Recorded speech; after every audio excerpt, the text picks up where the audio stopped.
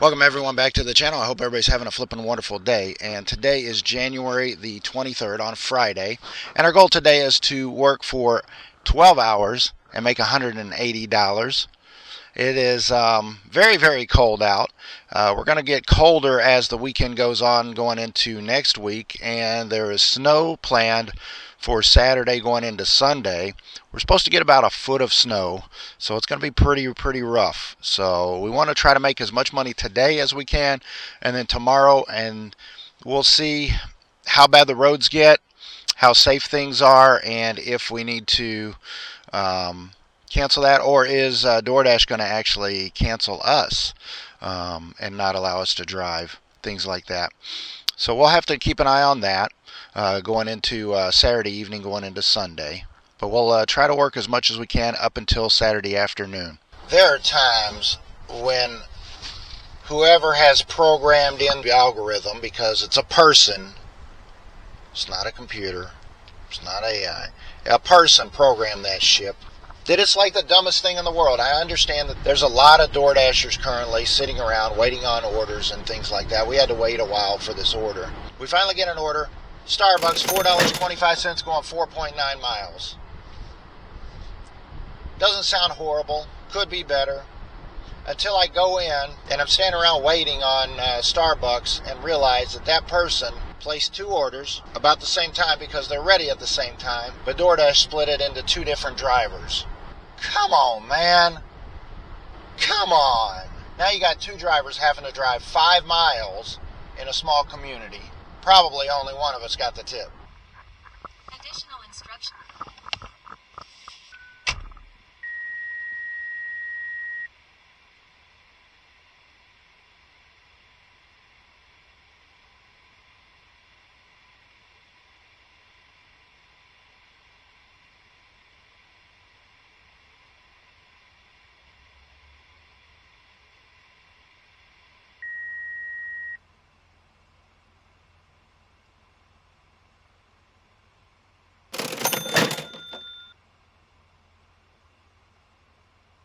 All right, we got a pickup at Arby's, $7.25 going 2.8 miles.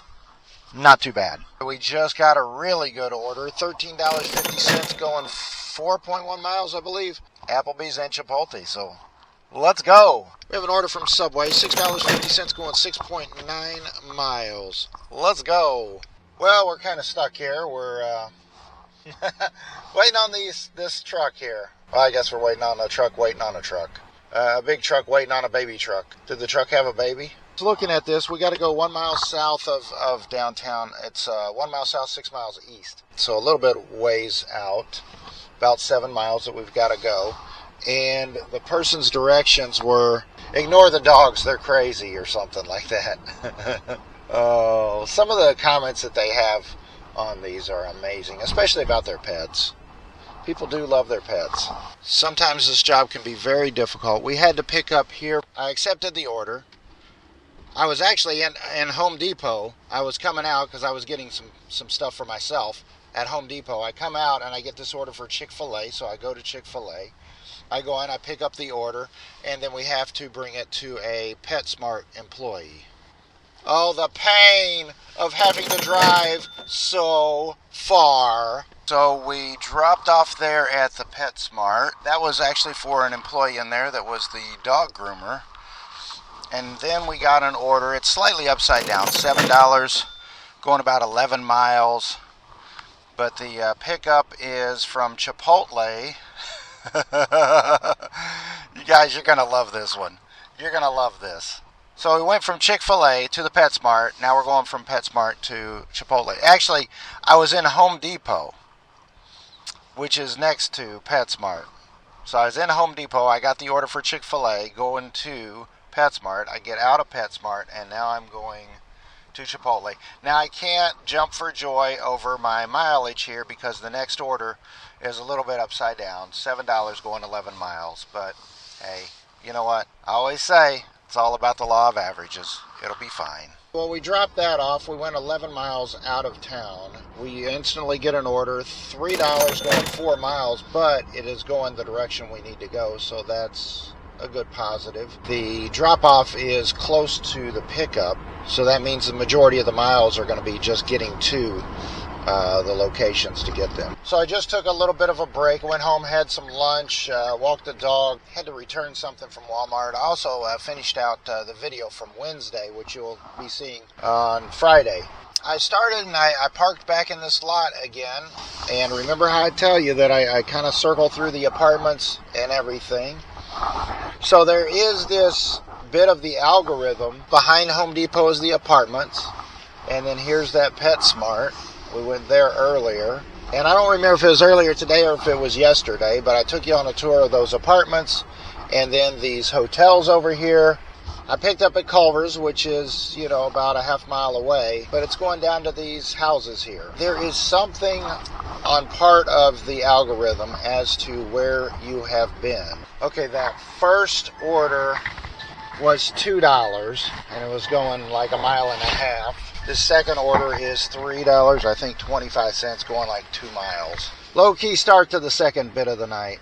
I hope they don't do $2-3 all night long. I got faith. I got a little faith. I have faith in Doordash.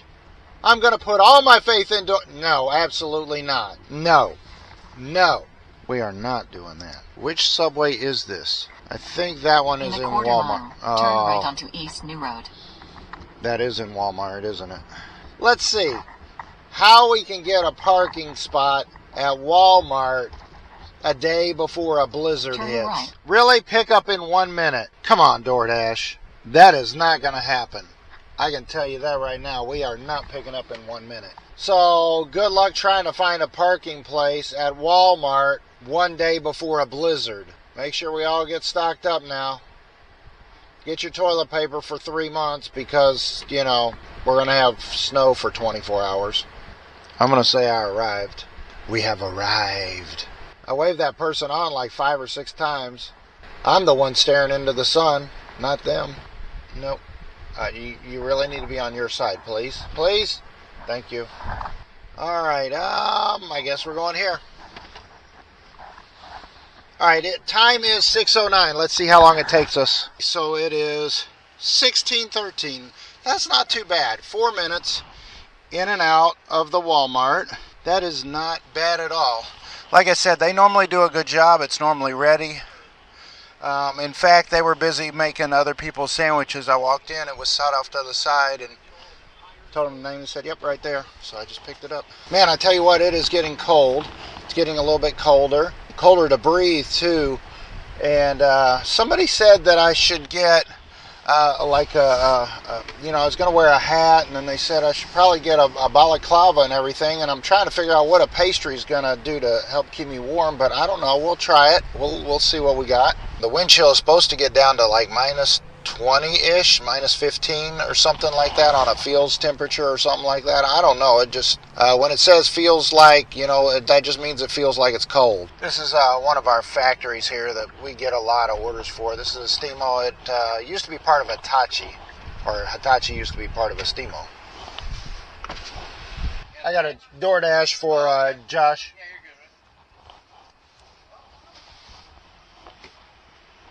So it's usually a fairly easy drop off, and this is, I don't know, like 4/10 of a mile from the majority of the food, a half a mile from most of the restaurants.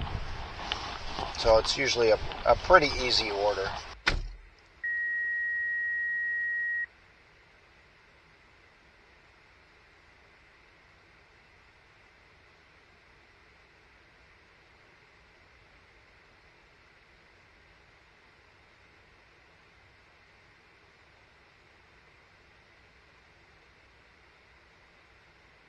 Yeah, so that's another very easy handoff there.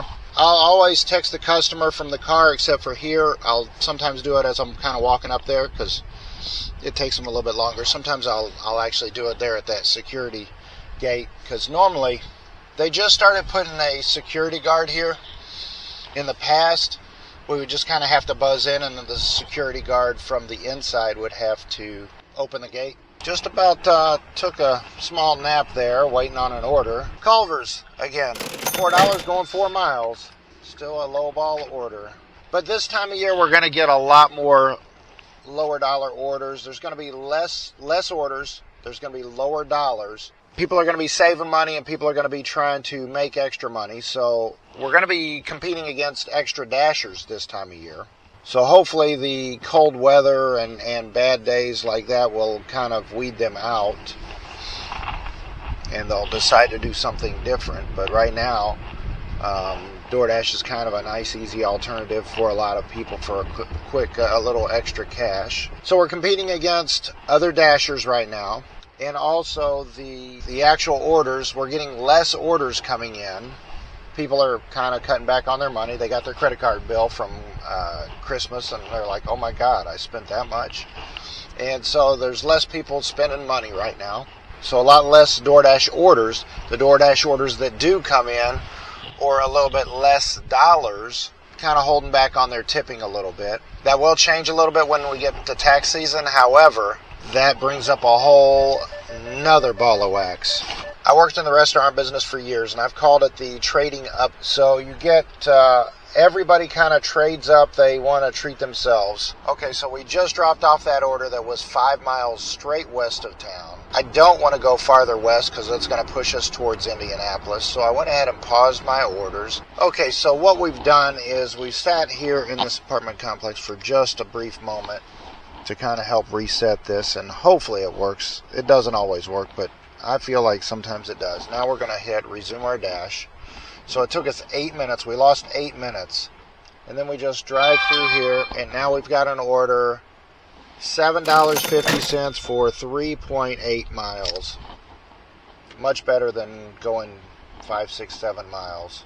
It's currently 5:47, so depending upon the time of day and the traffic, if we want to take a stoplight getting out of here or go behind Walmart, we're going to choose the go behind a Walmart method. That's a bit of knowing your town, because this one would probably tell me to go to the stoplight, maybe. Turn right onto East New Road. Yeah, it wants me to go to the stoplight. It's got a gray area to go through the Walmart parking lot. We definitely don't want to go through Walmart, but we can go behind Walmart. So depending upon the time of day and what the traffic looks like, when I come up over this rise here, what does the traffic look like? Can I make it through both of these stoplights without very much effort? I'm going to choose to go behind Walmart. So we definitely don't want to go in front of Walmart. That is crazy with everybody trying to get their groceries and everything before the snow comes in. Yep, we got somebody else taking this roadway too.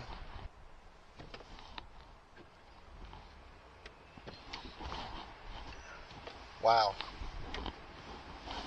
Yep, they could have moved over just slightly and there would have been plenty of room for me to go, which would have given them more room because I was parked beside a truck. Alright, so we can go all the way through here. And actually, this was not too bad. I thought there'd be a little bit more traffic right here. It's kind of funny how you see the same restaurant multiple times in a night and then you don't see it for 3 or 4 days. It's like I'm going back to Culver's again. $8 going 6 miles. About 2 of those miles are just getting to Culver's because we were on the west side of town again. And our restaurants are all in one big strip, north to south, down a main road. The north side of town is an interstate. The center of town is the U.S. National Road, which is U.S. Highway 40. And so both of those roads get a lot of traffic, and then straight down the middle, north to south, is a main state road, which gets a lot of traffic. So all of our restaurants are pushed up by the interstate, north to south. There's a few that are scattered around downtown area, but for the most part, most of the restaurants are all right there in that one area. And then we kind of radiate most of our orders out from there. That delivery was on Main Street, which is no parking, so, and a very busy road, obviously, Main Street. But they had me go through the alley. They actually put that in the directions and everything, go through the alley and deliver it at the back door, which made it very, very easy. And as soon as I drop that off, I get another order, and we are going to KFC. I think that is $6 going 4 miles, something like that, which we're about 2 miles from KFC, so it's going to be not too bad of an order. It is Friday night, so we should be getting a lot of really good orders, but these have just been kind of mediocre orders. So hopefully we get a couple of bangers here coming up, because we really need it. We really, really need it. So I just had a couple of strange things happen. For one, just dropped off at that house there that I mentioned off of the main street. We went into the alley. Then I go out to Kentucky Fried Chicken. We pick up that order, and we're delivering in the same neighborhood. When I go to pick up the order from Kentucky Fried Chicken, I keep getting this pop-up that says, use a drink carrier so you don't spill the drinks. Okay. For one, I don't want to spill drinks in the car. That's stupid. And two, if I've got my phone and I've got the food, I am not carrying multiple drinks by the cup. Who thinks of these things? Oh, there was a drink spilled, so therefore maybe they weren't using a drink carrier. Let's put that in there. No. We actually ask them for drink carriers like all the time. It's like if they don't have a drink carrier, we're like, yeah, can I have a drink carrier? Every time. So then I get there and I drop that Kentucky Fried Chicken order off, right? And I notice, and this is, the address is 1000 West. Okay, picture this. It's 1000 West. That means it's 10. When we dropped that order off for Kentucky Fried Chicken, it told us that we were outside of our zone, which was very, very strange because the address was 1000 East, which means that it's 10 blocks from the downtown square, 1 mile outside of our zone. It's crazy what they've done with the zone. Like, part of the town is not in the zone, but yet 5 miles out in farmland is. It's very, very strange. I don't know what they've done. If they, I just don't know. It's crazy. So anyway, we go to KFC, and KFC normally is very slow. Maybe it's just because it's Friday night, but they're pumping on all the cylinders now. That's good. I got there and the order was all ready, so that was a good one. The only thing bad about this order is the drive. We're going 8 miles, so it's about 6 miles. So we just dropped that order off, and we get another order, $11 going 11 miles. I think we're seeing a pattern here where the miles are matching the dollars. It's weird, but we're going all the way back into town. That works out really good to our benefit because we're way out here on the west. We very easily could have picked up an order going into Indianapolis, which I really don't want to do. But $11, yeah, we needed that order. When we drop that off, that's going to put us up to $65 here on the night split. Yeah, so I did a boneheaded move. I screenshotted it. I was talking to you, and I did not accept the order. And so they actually paused me. So then when I restarted, it actually gave us an order, $11.90, going 15 miles. So we're basically going to go into town and then come right back to where we were, a little bit farther. So not quite as good an order, but still about the same dollars. It'll probably take roughly about the same time because I think McAllister's is usually a little bit faster than the Pizza King. Yeah, I was excited about working a Friday night. Should have been busier. I mean, it's 8:30 now. That's the majority of dinner rush kind of done. But it should still be a little bit busy. But we've been doing, even if it was busy, we've been doing these long, really long mile runs. Like this one, I think, is another 9 miles. We've had a couple 11-mile orders. I mean, they've all been crazy long. I probably need to, decline them and get out of that algorithm, but I don't want to decline them. I want to be prepared for the snowstorm. But the long drives, they're dragging on me. So how do we do for January the 23rd on Friday? We wanted to work for 12 hours and make $180. We wound up working for 11 hours. DoorDash paid us $74.75. We got $96.50 in tips, which brought our total earnings to $171.25. We did that in 11 hours, which meant we made $15.56 per hour. We drove 213 miles, which meant we made 80 cents per mile. So a lot of miles today. We wound up spending $30 in gas today. So overall, we had a pretty successful day. If you are enjoying the series, don't forget, hit that thumbs up there. And I appreciate you all so much.